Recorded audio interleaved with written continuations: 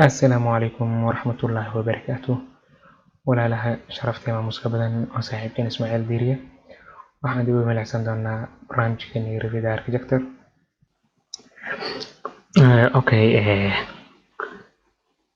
roof yaraan ku dareynaa oo isagana customer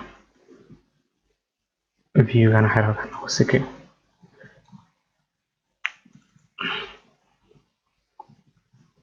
hal mar walba noo samee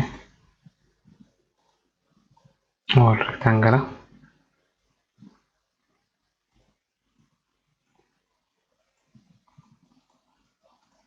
Okay, waxaan sameynaynaa roof customer. hal mar waxaad tagtaa south elevation kaas hal mar noo tag. halkaas markaad joogto roof aad tegaysaa. roof by footprint waxaan soo sameynay roof by extrusion kan ayaa hal mar fiirinaynaa. pick a plane kaas ayaa ku dhufanaysaa.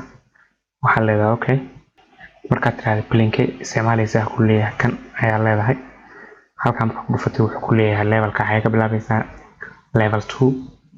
offset ma jira ku leeyahay wuu jira hal leedahay 0.2 oo biyo daadin ah banaanka u bixiyaa leedahay. okay ayaa leedahay. okay markaad tiraahdo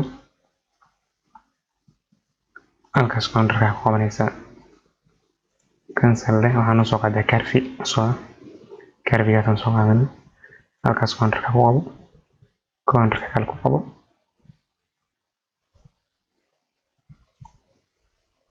okay, then waxaad leedahay finish.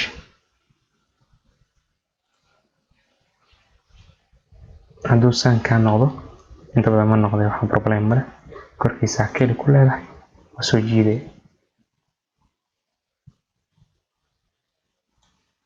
halkaas markaad joogto ma lagu sheegayo waxa kugu xiga. attach kare wallskaaga roofka attach leh. roof ku dhufo maxay rodeeji attach. kana sidoo kale attach ku leh.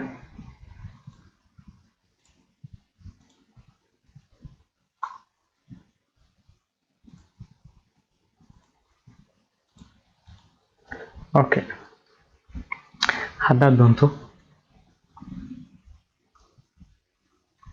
doonto si beddelaysa waxaa problem male. level 1 kan ku dhufo.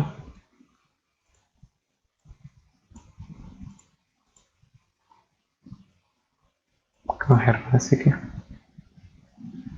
war soo qaado.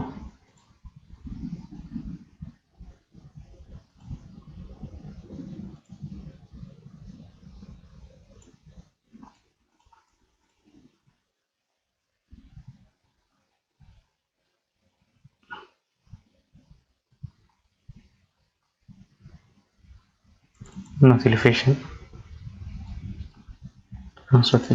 darto south elevation ka noogee. okay, waxaan sameynay qaadataa roof by extrusion pick plane ku dhufo. kadib waxay ka bilaabaysaa ku leeyahay level 2 ka kacaya over offset ma jira 0.3 aan leedahay. okay leh. halkaas markaad joogto waxaan noo soo qaadaa spline-kaas noo soo qaad.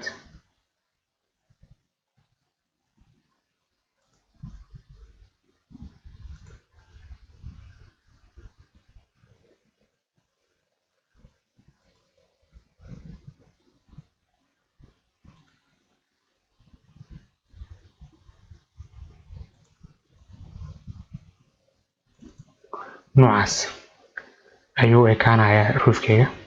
kadib waxaa leedahay finish 3D.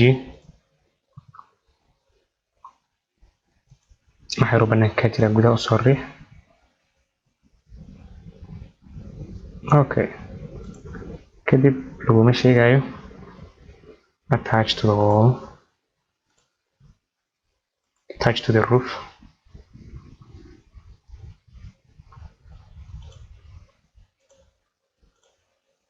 insha allah waa samayn doonaa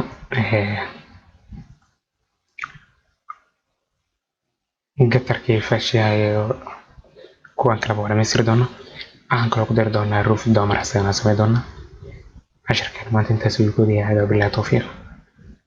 wasalaamu calaykum waraxmatullaahi wabarakaatuh.